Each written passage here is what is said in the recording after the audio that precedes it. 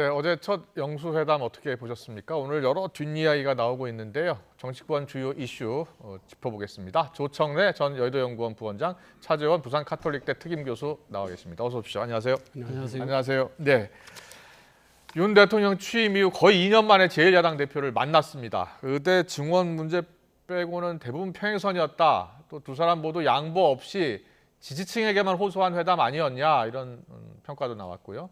먼저 차례로 두 분은 어떻게 보셨는지 잠깐 평을 듣겠습니다. 뭐 주요 어제는 크게 이제 민생하고 정치 현안 아니었습니까? 예. 그렇게 보여지는데 이게 이제 보니까 국정 현안뿐만 아니라 뭐 대통령의 헌법적 권한까지 이렇게 언급하면서 뭐 거부권 문제라든가 특권 문제라든가를 언급했고요. 네. 그 아무리 그 국정 현안, 전국 현안이지만 대통령께서 다 할 수는 없는 내용까지 다 망라를 했고, 그다음 민주당이 지금까지 언론을 통해서 지속적으로 주장해왔던 내용에서 토시 하나 안 틀리고 15분 동안 이재명 대표가 읽은 내용을 보니까요, 그걸 그대로 반복을 하셨던데. 제가 볼 때는 아무리 야당이라도 175석의 거대 야당이면 원내 일당이면 대화를 위한 양보 아니라든가 전향적 자세 이런 건 좀 보여야 되는데 기존 논리를 그대로 답습한 게 제가 보기에는 아쉬웠습니다. 네, 아쉬운 회담이었다. 예, 소통이라는 게 일방만 한다고 되는 게 아니잖아요. 손바닥 도 맞을 긍정적인 면은 전혀 없었다고 보세요? 어떻게 보세요? 아니요, 그게 이제 민생 문제하고 의대 정원 문제에 대해서 의견을 가까이까지 접근시킨 것은 처음 회담치고는 큰 성과였고요. 뭐 후속 회담들을 통해서 좀 더 신뢰 기반을 쌓을 수 있는 계기를 만들었다 이렇게 봅니다. 네, 조청래 부원장 말씀 들었고요. 계속해서 차재원 교수님은 어떻게 보셨어요? 처술에 배부르랴. 저는 그런 생각이 들더라고요. 그러니까 지금 윤 대통령이 집권 23개월 만에 첫 여야 영수회담이잖아요. 그런 측면에서 본다고 한다면 일단 대화의 물꼬는 섰다. 그래서 구체적 합의는 없었지만 앞서 말씀하신 것처럼 민생을 중심으로 한다든지 그러니까 의대 정원 과 관련한 의료 계획의 부분에 대해서 그러니까 야당도 동의를 했다든지 그리고 앞으로 계속적으로 만나서 소통을 더 하자. 이런 부분들은 상당히 성과를 저는 봤다는 생각이 들고요. 그렇군요. 앞으로 관건은 그겁니다. 그러니까 대통령이든 제1야당의 대표든 누가 더 진정성을 갖고 소위 말해 협치를 통해서 생산적인 결과를 만들어내느냐를 아마 국민들은 냉정하게 바라보고 평가하지 않을까라는 생각이 듭니다. 그렇군요. 우리 시청자 여러분께서 지금 화면 나가고 있는데요. 어제 오후 2시부터 시작이 됐죠. 용산 대통령실에서 영수회담이 저렇게 열렸는데 일단 공개된 화면만 보면요. 처음에 이렇게 인사를 나누다가 이재명 대표가 이제 A4 용지를 꺼내고 바로 이제 읽기 시작하잖아요. 그리고 이제 비공개 회담으로 지나가고요. 그런데 이제 공개 회동 때는 저렇게 이재명 대표가 15분 동안 읽으면서 많은 이야기를 했지만 또 비공개 회동 때는 윤석열 대통령이 또 한 85%가량 이야기를 했다고 합니다.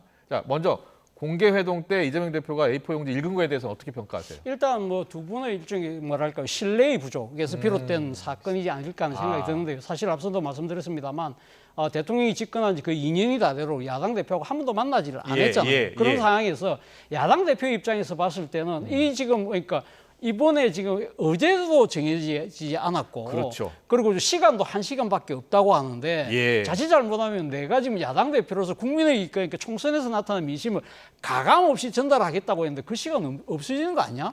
라는 생각을 했을 가능성이 저는 상당히 높다고 보고요. 또 한편으로는 사실은 자신의 이야기가 모두 발언은 지금 공개되도록 되어 있기 때문에 사실은 국민들에게 내가 어떤 이야기를 했다는 걸 전하는 부분도 있고 또 한편으로는 자신의 지지층에 대해서도 이야기하고자 하는 생각도 있었다는 것이고요. 또 하나의 문제는 지금 사실은 23개월 만에 만나기 때문에 어제가 엄청나게 많은 거예요.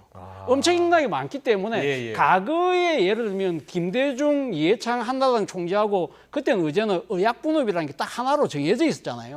그러니까 다른 이전의 영수회담 같은 경우 어제가 하나 내지 두 개, 세 개 정도밖에 안 됐는데 이번에는 23개월 일어났던 모든 일들을 다 이야기하려고 하니까 야당 대표 입장에서는 마음이 급해질 수밖에 없는 것이고 대통령 입장에서는 야당 대표가 이야기 12개의 요구사항을 일일이 또 답을 해야 되니까 대통령도 답변을 많이 할 수밖에 없는 그런 상황이었던 거예요. 그렇군요. 홍철호 수석 이야기는 윤 대통령 발언이 비공개 회동 때 7 정도 됐다라고 이야기하는데 지금 차재원 교수 생각은 신뢰관계가 좀 형성되지 않다 보니까 저렇게 이야기할 수밖에 없었다. 야당 대표가. 네. 이런 이야기했어요. 그렇게 보세요? 뭐 저도 그렇게 봅니다. 아. 이게 이제 이재명 대표가 작심하고 포문을 열은 거잖아요. 예.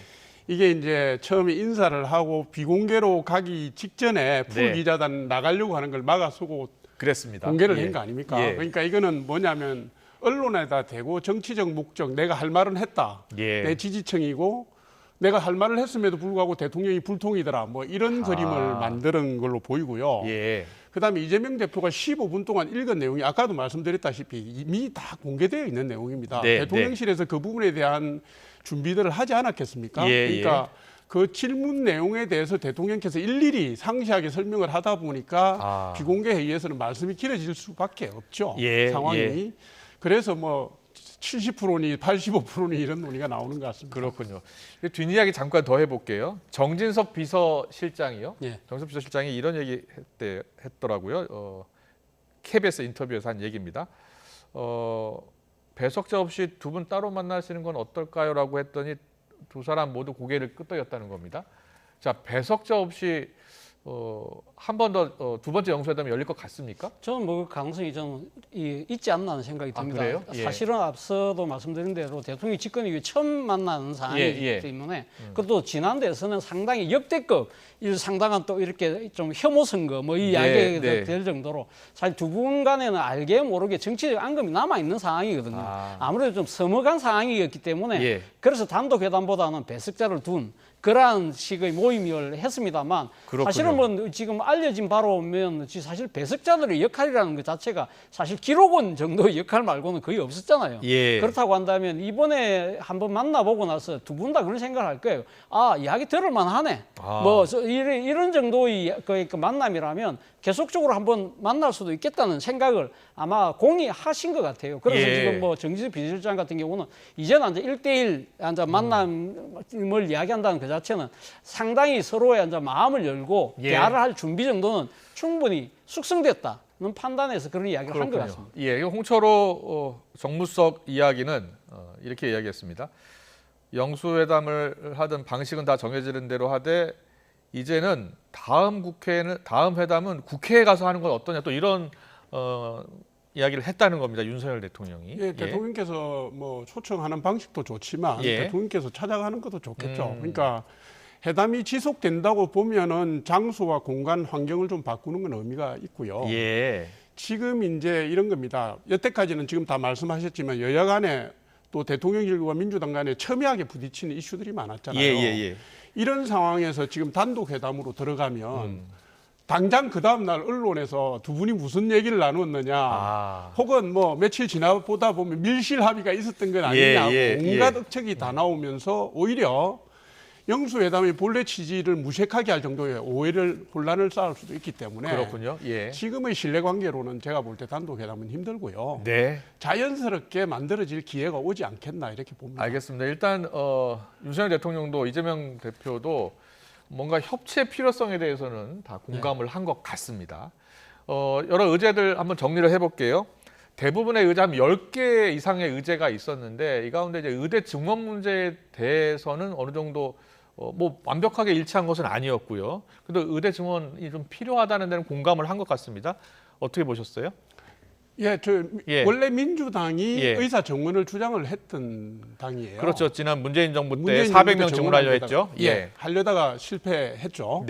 했고 지금 민주당의 그 이재명 대표의 공약 사항 중에는 보면 지역 의료, 지역 의사제 필수 공공 의료의 필요성을 계속 주장하고 있거든요. 그러면 지금 정부도 그렇게 추진하고 있는 거 아니에요? 네, 하고 있죠. 그러니까 지금의 의사 숫자로는 안 되니까 정원을 할 수 있는데 문제는 규모의 문제고요.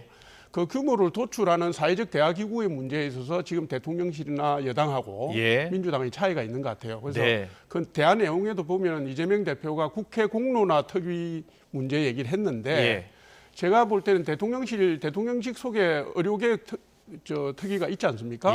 자문기구가 있기 때문에 대통령실은 대통령실대로 하고 국회는 국회대로 공론화 과정을 거쳐서 나중에 지혜롭게 서로 반영해가는 것도 좋은 방법이 아니겠나 저는 이렇게 생각합니다. 뭐 민생 문제에 대해서는 여야정 협의체를 이제 윤석열 대통령이 제안을 했나 봐요. 그런데 이제 이재명 대표는 국회에서도 논의할 수 있는 문제다라고 이야기했고요.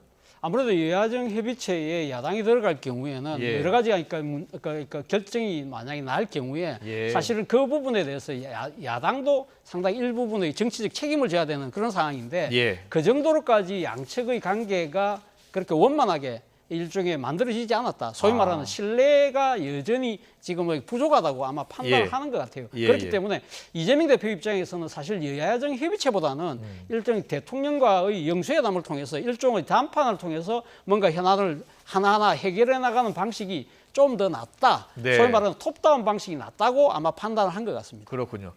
그리고 또 최상병 특검법 네. 그리고 또 이태원 참사 특별법 적극 수용해달라고 이재명 대표가 요청을 했잖아요.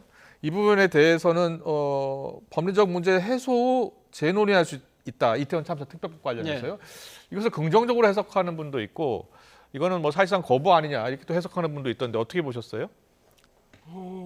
내용을 자세히 보면 그분은 아니죠. 예. 그분은 아니고 독소 조항이라든가 이 부분을 제거하고 나면 예, 대화를 예. 통해서 수용할 건 수용하고 풀어나갈 수 있다고 말씀하신 거고요. 예.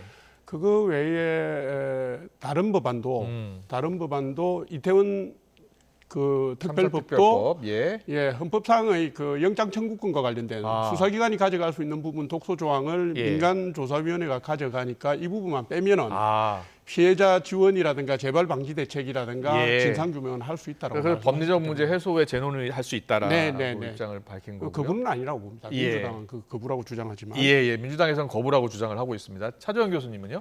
예, 저는 뭐 그런 생각을 합니다. 이태원 참사 특별법 같은 경우에 그러니까 지금 대통령께서는 사실 법리적으로 문제가 있다면서 민간조사위가 100% 영장을 청구하는 것처럼 말씀을 하셨는데 예. 사실은 영장 청구권은 어차피 지금 헌법상으로도 보면 지금 검사만 갖고 있는 그 부분인데 예. 사실 민간조사위가 검사하고 협의를 해서 그렇게 이야기하는 부분이기 때문에 예. 법리적 문제가 있다는 부분에 대해서는 아마 야당도 그건 좀 대통령께서 잘못 알고 있는 것이 아니냐 예. 그런 비판이 나오는 것이고요. 그리고 최상병 특검과 관련된 부분은 네. 저는 좀 아쉬운 부분이 있는 생각이 듭니다. 예, 그러니까 예. 이 대통령께서 최상병 특검과 관련해서 신상 국방의 의무를 지금 하다가 숨진 이 안타까운 사고로 숨진 장병과 관련된 진상조사 그리고 책임자 규명에 관한 이야기라고 한다면 예. 일단은 지금 그 수사를 지금 공수처에서 하고 있다고 한다면 일단 공수처에게 맡겨서 네. 나중에 결과를 보고 그것이 미진할 경우에는 내가 언제든지 특검을 받아들이겠다고 이렇게 접근을 했더라면 어땠을까 하는 아쉬움이 든다는 겁니다. 그렇군요. 알겠습니다. 또 사실 그런 예. 내용으로 말씀하신 거 아닙니까? 예. 대통령께서 공수처 수사를 지켜보자는 얘기가 그거죠. 예. 그래서 미진하면 다시 추가 조치를 할 수 있다는 말씀이 담긴 걸로. 예, 여당 대통령실 입장은 계속 일관적입니다. 네. 예, 수사 먼저 하고 그 다음에 이제 특검법 수용 여부를 결정하겠다라는 거였고요. 알겠습니다. 민생회복지원금도 최대 관심이었잖아요. 1인당 25만 원이요. 네.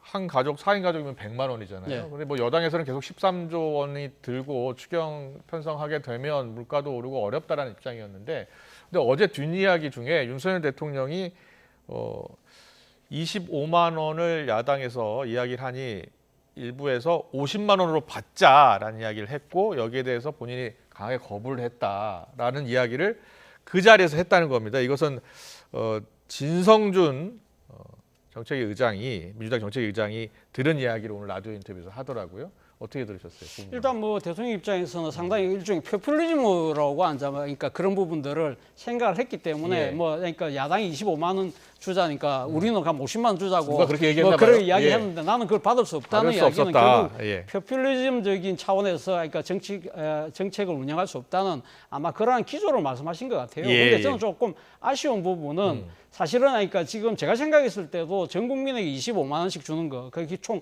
13조 원은 예. 그러니까 지금 유동성이 늘어날 수밖에 없는 상황이라고 한다면 네. 사실은 지금 국가 재정도 상당히 지금 부족한 상황이고 그리고 예. 또 물가를 자극하는 측면도 분명히 있는 것이거든요. 그렇다고 한다면 대통령께서 지금 이 지금 민생과 관련해서 어려운 계층부터 좀 이렇게 집중적으로 하는 방법은 어떨까? 대신 지금 야당에서 요구하고 있는 여러 가지 전세 사기 피해자들이라든지 예. 그런 식의 약간 보완을 플러스 알파로 이야기를 해서 야당하고 뭔가 접점을 찾으려는 예. 노력을 했으면 어떨까 하는 생각이 드는데 물론 뭐 앞서도 제가 말씀드렸습니다만 네. 처술의 백열가 부를 수는 없잖아요. 예, 그렇다고 예. 한다면 이러한 서로 이거 원칙을 확인한 만큼 입장을 확인한 만큼 조금은 그러니까 견해차를 좁히기 위한 노력들이 그러니까 2번, 3번의 회담이 진행된다고 한다면 저는 뭔가 하나의 결실을 맺을 수도 있지 않을까라는 생각을 조심스럽게 해봅니다. 네, 알겠습니다.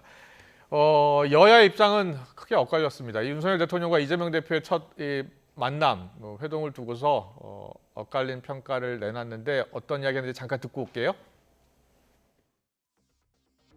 윤석열 정부거든요. 네. 그러니까 어제 말씀드린 것은 사실상 국정을 포기하라고 협박하신 것 같아가지고 그 부분은 좀 야당 대표로서 여당을 존중하고 대통령을 존중할 필요가 있지 않나. 그래서 이 지금 정부는 윤석열 정부라는 것을 야당 대표도 좀 인지해 주셨으면 좋겠다 이런 말씀 좀 드리고 싶어요. 그리고 마치 이 회담이 잘 안 되기를 바라셨던 거 아닌가 싶기도 할 정도로 공세적으로 계속 그 여소야대 상황에서 주도권을 가져가려고 하시는 것 같은데 여당도 대통령실도 반성하고 양보해야 되지만 야당도 분명히 양보해야 될 지점이 있을 거라는 것을 좀 잘 아셨으면 좋겠습니다.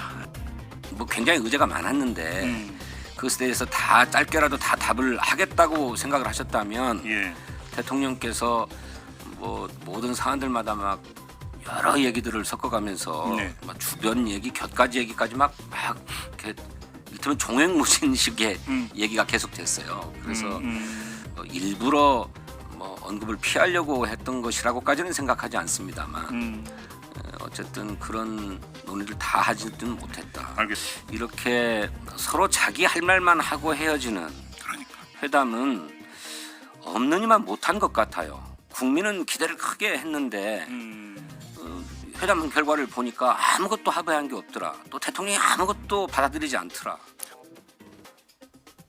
네, 여야는 저렇게 날선 공방, 엇갈린 평가를 했습니다만 많은 정치권에서는 이 윤석열 대통령 입장에서 또 이재명 대표는 제1야당 대표로서 얻은 것도 많다 이런 평가가 나오고 있습니다.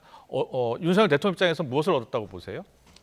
일단 국정을 전환할 수 있는 계기를 만드는 것이라고 저는 봅니다. 소통의 방식을 바꾸고 국민들에게 설명하는 방식을 바꾸는 걸 통해서 국정 전반에 대한 어떤 추진 동력을 얻어갈 수 있고요. 어쨌든 협치의 기반을 만들어가면 민주당도 예전처럼 일방적인 독재 독주를 하기는 좀 부담스럽지 않겠습니까? 그래서 그 물꼬를 트는 측면이 있다고 저는 봅니다. 그리고 이재명 대표 같은 경우는 이제 대통령급 지도자로 부상하고 싶은 마음을 드러낸 거죠. 드러낸 거고 아까도 말씀드렸지만 여야정 협의체는 좀 거절을 하고 또 여야 대표와 3자 회동도 싫고 대통령과 단독 회동을 하자는 것 자체가 지지자에게 주는 시그널도 있고요. 그다음에 여기서 성공하면은 소통을 이끌어가는 지도자가 되고 실패하면 대통령이 불통의 대통령이 되고 이런 구도를 가지고 가는 느낌이 있어요. 알겠습니다. 뭐 긍정적인 평가를 하는 분들은 대부분 저렇게 말씀을 많이 하시더라고요. 뭐 저도 뭐 그런 생각을 합니다. 그러니까 지금 대통령 입장에서는 제1야당 그 대표와의 회동 자체를 그동안 안 했잖아요. 그러니까 이렇게 만나는 것 자체가 대통령이 소위 말해서 이렇게 좀 변했다. 이런 부분을 그대로 보여줄 수 있는 장면이고요. 그리고 대통령 입장에서는 사실은 이번은 뭐 차담 형식을 했지만 앞으로는 뭐 오찬 만찬을 통해서도 할 수 있는 거 아니겠습니까? 저는 아마 이 지금 그 야당 대표 입장에서도 사실 이번 회동에 임하는 것 자체가 나름의 정치적 부담이 컸을 거예요. 그러니까 앞서 뭐 진성준 의원도 이야기를 했습니다만 사실 뭐 결과물이 없다. 그런 식으로 해서 이 대통령의 일종의 불통의 이미지를 우리가 희석시켜 주는 거 아닐까라는 생각을 하지만 그럼에도 불구하고 저는 뭐 그러니까 민주당 입장에도 저는 덕은 있다고 봐요. 그러니까 소위 말하는 거대 야당의 오만과 독선 이러한 부분은 상당히 또 지울 수 있는 부분도 있는 것이거든요. 그런 점을 좀 더 적극적으로 생각을 해서 저는 그러니까 대통령과의 대화에 저는 망설일 필요가 없지 않나. 그런 식으로 그러니까 뭔가 문제를 해결해 나가는 점을 보여준다고 한다면 소위 말하는 수권야당으로서의 능력을 국민들에게 가시하는 또 하나의 장이 될 수 있을 거니까요. 알겠습니다. 잘 들었고요. 그런데 많은 언론들이 예측하기로는 한독수 총리, 후임 총리 인선에 대한 이야기도 나올 것이다라는 관측이 많았었는데 양측 모두 이야기를 하지 않았다는 겁니다. 어떻게 보셨어요? 아니 대통령실은 대통령실대로 말을 하기가 힘들고요. 민주당은 민주당대로 말을 꺼내기가 힘듭니다. 대통령실은 대통령의 인사 고유 권한인데 야당에게 특정 인사를 제안을 할 정도가 되면 그게 사람이 한 사람으로 정해져야 되는 거잖아요. 만약 정해진 사람을 얘기했는데 야당이 틀면은 이거는 진짜 전체 그림을 베리는 겁니다. 그리고 또 민주당 입장에서는 민주당 입장대로 이 사람 어떠냐고 밀었는데 아니 대통령이 받아들일 수 없게 되면 이건 안 하니만 못한 상황이거든요. 예. 그래서 이 어제는 사실은 언론이 띄운 어제입니다. 오래간만에 영수회담을 한다고 하니 여기서 논의가 되지 않겠나고 했던 건데 네. 사실은 대통령실이든 민주당이든 당사자의 입장이 되고 보면은 제안을 하기 힘든 주제다. 저는 그렇게 그랬군요. 봅니다. 예. 원래 애초부터 논의하기 힘든 주제였다라고 말씀해 주셨네요. 예. 뭐 그런 측면이 분명히 있죠. 사실 뭐 대통령 입장에서는 자신의 고유한 인사권을 갖다가 지금 야당 대표에게 이야기하기가 쉽지 않다는 부분도 있지만 예. 어제 용산발 기사로 뭐가 나왔냐면 사실은 민생 문제에 오롯이 전념을 하기 위해서라도 그러니까 지금 총리 인선과 관련된 이야기를 하지 않겠다는 입장이었거든요. 예, 그렇기 때문에 아마 그런 기조 속에서 아마 윤 대통령께서 먼저 말을 꺼내진 않았을 거예요. 네. 마찬가지로 그러니까 야당의 입장에서도 그러니까 대통령이 그 지금 고유한 인사 문제를 본인이 이야기를 하지 않는데 야당 대표가 먼저 이야기한다는 것은 사실 정치적인 오버할 수가 있는 거잖아요. 오만과 독선을 비출 수 있는 것이거든요. 그럼에도 불구하고 아마 이재명 대표는 내심 아마 보관을 준비해 갔을 거예요. 그렇군요. 만약에 이 윤석열 대통령이 소위 말해서 예를 들면 심중에 있는 인물들을 이야기할 경우에는 예. 내가 어떻게 이야기를 해야 되겠다는 생각을 했겠죠. 그러나 이제 그 대통령께서 먼저 말을 하지 않기 때문에 예. 그런 부분들에 대한 이야기를 하지 않았던 거고 그리고 아마도 지금 그 야당의 입장에서는 아마 21대 국회까지는 한덕수 내각 체제로 갈 수밖에 없을 것이다. 나름대로 생각을 하고 22대 국회가 들어가면 이 문제가 다시 불거질 때 그때 논의해도 늦지 않다는 아마 정무적 판단을 했으리라는 생각이 듭니다. 알겠습니다. 그리고 어제 이슈 가운데 하나가 김건희 여사 특검법 관련해서 이재명 대표가 직접적으로 언급을 할지 여부였는데 어제도 전해드렸습니다만 간접적으로 좀 언급을 했어요. 이번 기회에 국정 운영에 큰 부담이 되고 있는 가족, 주변 인사들의 여러 의혹도 정리하고 넘어가면 좋겠다는 생각이다라고 했는데요. 대통령실 관계자 이야기 들어보면 이제 비공개 회동에서는 관련 언급을 또 하지 않았다라고 얘기하더라고요. 어떻게 들으셨어요? 아니 이게 이제 애둘러서 말씀하셨잖아요. 예. 그런데 사실은 김건희 여사 관련 특별법은 예전에 국회에서 통과되고 대통령께서 제2 요구를 한 다음에 민주당이 제 기억으로 2월 29일인가 재표결을 했습니다. 거기서 부결이 됐기 때문에 법안의 효력이 상실된 겁니다. 그러니까 지금 개정안을 발의한 상태도 아니고 새로운 뭐가 준비된 상태도 아닌데 국회에서 부결됨으로 해서 효력이 상실된 걸 가지고 우회해서 대통령실에 요구한 건데요. 이거는 내용 자체가 비공개 회의에서 강하게 밀어붙일 수 있는 내용이 아니라는 것을 이재명 대표도 아셨을 거고 제가 아까 말씀드렸다시피 언론에 대고 한 얘기입니다. 지지자들한테 대고 한 얘기고요. 만약에 정말 그런 강한 뜻이 있었다면 22대 국회 바뀌고 난 뒤 재발의를 하겠죠.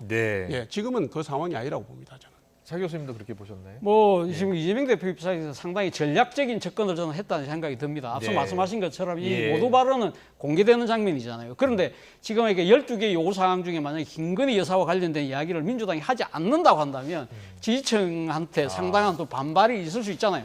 그렇지만 그렇다고 해서 이 김건희 여사라는 거의 고유 명사를 쓰는 것 자체가 자칫 잘못하면 그러니까 이 회담의 이 전체적인 일종의 뭐랄까요 그런 그러니까 분위기를 흐릴 수도 있는 것이기 때문에 할 말은 하되 실질적인 것만 딱 이야기를 하고 치고 빠지기 형태를 한 것이 아닐까 하는 생각이 들고요. 이에 대해서 뭐 윤석열 대통령께서 답변하는 과정에서 이 이야기를 아예 생략을 했잖아요. 그거 뭐 이야기를 들어보니까 그 정도로 이야기할 정도까지 시간이 확보되지 못했다는 이야기가 있습니다만 어쨌든 대통령 입장에서도 상당히 좀 끌어온 대목이긴 분명하지만 일단 야당이 이렇게 지금 수면 위로 일단 올려서 공을 대통령실에 넘긴 만큼 만약에 차후 회담이 계속적으로 열리게 된다고 한다면 이 사안은 여야 모두 피해갈 수 없는 가장 핫한 정치적 현안이 될 거라는 생각이 듭니다. 알겠습니다.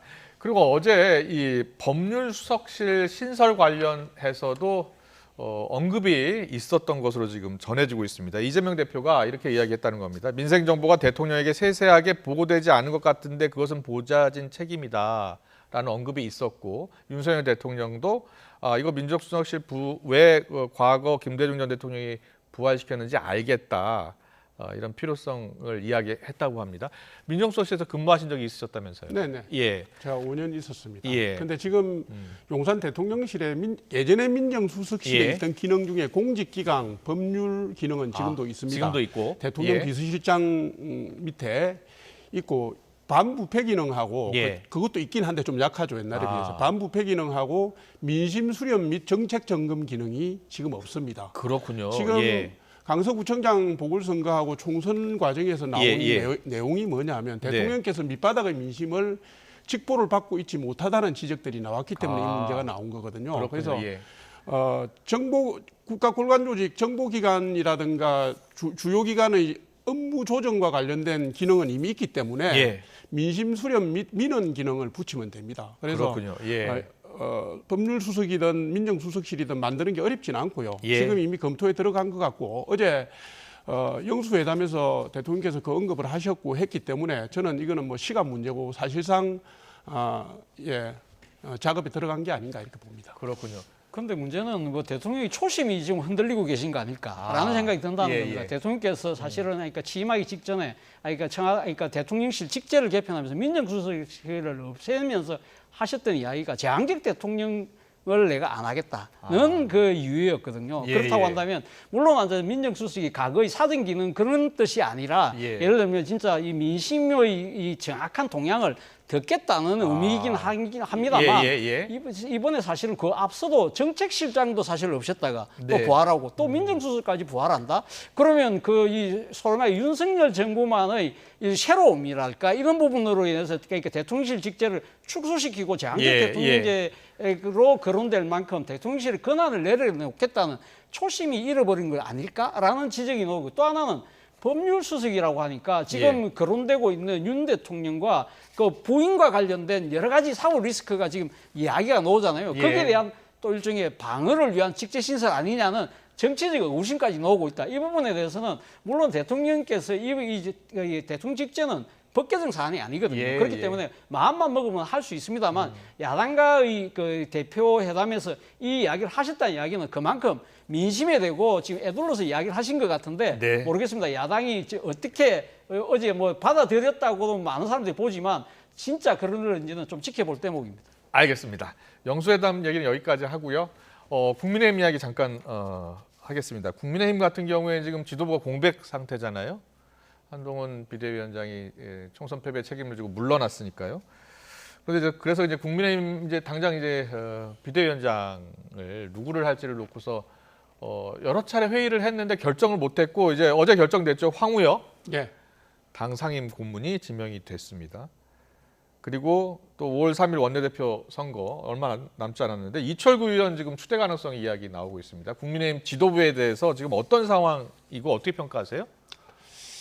이게 지금 총선 패배 이후에 한동훈 전 비대위원장 물러나고 난 뒤에요. 당의 지도 체제를 두고 이게 좀 방향을 상실한 듯한 모습을 국민들께 보였죠. 매우 죄송한 모습인데 이게 이제 이런 겁니다. 총선 이후에 당 체제를 정비하고 혁신을 해야 되는데 혁신의 주체가 누가 될 것인가에 대해서 답을 내기가 쉽지가 않았어요. 왜냐하면 비상대책위원회를 혁신형으로 가져가면 또 임기 6개월에다가 연장할 경우 6개월을 더하는 이 비상체제가 6개월 혹은 1년 늘어지는 거거든요. 그래서 좀 관리형 쪽으로 의견을 모은 거죠. 그렇게 가서는 당체제를 정비하고 혁신을 할 수가 없다고 보기 때문에 전당대회까지 가서 새로운 지도체제를 총의를 모아서 뽑아야 된다. 이게 숙제였고 그러다 보니까 비대위원장이 사실상 관리형이 돼버리잖아요. 2개월 혹은 1개월 반짜리가 돼버리다 보니까 적당한 분을 모시기가 힘들었던 거죠. 황우여 전 대표께서 사실 자기 희생적인 전 결정을 하셨다고 봅니다. 그래요? 저분이 이제 원내 대표도 하셨고 당 대표도 하셨고요. 그리고 기억하실지 모르지만 국회 선진화법이라는 거를 통과시켰던 당사자입니다. 2013년으로 제가 기억하는데 당시에 국회 선진화법 할 때 굉장히 반대가 많았어요. 근데 수도권 인천에서 5선을 하셨기 때문에 수도권 민심을 등에 업고서 이게 필요하다고 밀어붙이신 분이거든요. 그래서 제가 볼 때는 이번에 뭐 전당대회 룰이라든가 이런 부분도 수도권 민심에 기초해서 적정한 정도의 뚝심을 발휘하시지 않겠나 이렇게 봅니다. 알겠습니다. 원내대표 선거 관련해서 이철규 의원 추대 이야기 나오는데 거기에 대해서는 어떤 생각이세요? 선거에 책임 있는 사람이 다시 나오는 것 아니냐 이런 비판도 있던데. 그 비판이 있죠. 저도 그런 생각을 좀 갖고 있습니다만은 이게 지금 이제 그 누가 되었든 출마를 해야 무슨 경선을 하든지 할 거 아닙니까? 그런데 지금 당내에 중진들이 다 눈치 보기에 들어간 것 같아요. 이게 이제 뭐 명분은 이렇습니다. 1년 동안 지금 민주당의 거대 야당이 입법 독주를 할 건데 이걸 막아서기에 뭐 힘의 한계가 있다 이런 논의들을 얘기하지만 예. 제가 볼 때 그게 본질은 아니고요. 예. 서로 이제 눈치 보기를 하고 있는 건데 그렇군요. 예. 만약에 한 분만 출마를 한다고 하더라도 추대되는 방식은 아닐 거라고 저는 봅니다. 아, 그렇습니까? 그거는 누군가 또 한 명 출마할 예. 것 같습니까? 아니요. 한 분이 나오더라도 당선자 예. 총회에서 제가 볼 때는 총의를 물어야 될 거라고 저는 봅니다. 그래서 예. 일단 이철규 의원도 출마를 선언한 상태가 아니기 때문에 예, 그렇습니다. 좀 더 지켜봐야 되고요. 경우에 따라서 이분도 만약에 출마를 하시지 않는다면 원내대표 선출위를 뒤로 미루는 수밖에 없을 거다 이렇게 그렇군요. 홍준표 시장 앞서 이제 페이스북 이야기 좀 드렸는데 보내드렸습니다. 그 홍준표 시장 이렇게 얘기했어요. 패장이 나와서 원내대표 한다고 설치는 건 정치 도의도 아니고 예의도 아니다. 강력히 비판했네요. 그게 뭐 맞는 말씀을 하신 거죠. 예, 예. 맞는 말씀을 하신 건 맞는데 제가 생각해도 그렇습니다. 그러니까 이철규 의원 같은 경우는 사실 어떻게 보면 이철규 의원이 단독으로 출마해서 추대되는 상황 이러한 부분들은 어떻게 보면 국민들 입장에서는 민심 역주행 아니야? 총선 민심 역주행이라고 판단할 가능성이 상당히 높다는 것이죠. 예. 사실 뭐 이철규 의원 같은 경우 직전 사무총장을 했고요. 그리고 또 인재영입위원장 그리고 네. 또 지금 그 공천관리위원까지 했습니다. 그렇다고 한다면 총선 참패에 대한 상당한 정치적인 책임을 져야 될 분인데 예. 이분을 다시 내세우는 것 자체가 홍준표 시장의 입장에서 봤을 때도 이거 말이 안 된다고 생각을 하는 것이죠. 예. 제가 생각했을 때 그렇습니다. 지금 당내에서 후보자가 없는 이유는요. 결국은 지금 윤석열 대통령께서 국정기조를 바꿀 수 있다는 그런 확신을 보여주지 않고 있기 때문에 예. 누가 이 쉽게 말하면 원내대표가 됐을 때 당정 관계에서의 엇박자 이런 네. 부분들에 대한 상당 우려를 갖고 있는 것이고요. 그리고 또 이 대통령께서 강경한 입장을 그대로 유지한다고 한다면 당내 지금 당선자 구성을 본다고 한다면 아무래도 친윤계가 많거든요. 예. 그러니까 섣불리 뛰어들 수가 없는 것이죠. 아, 그렇군요. 네, 국민의힘 상황까지 짚어봤습니다. 오늘 정치권 이슈 여기까지 듣겠습니다. 조청래 전 여의도연구원 부원장, 차재원 부산가톨릭대 특임교수와 함께했습니다. 잘 들었습니다. 고맙습니다.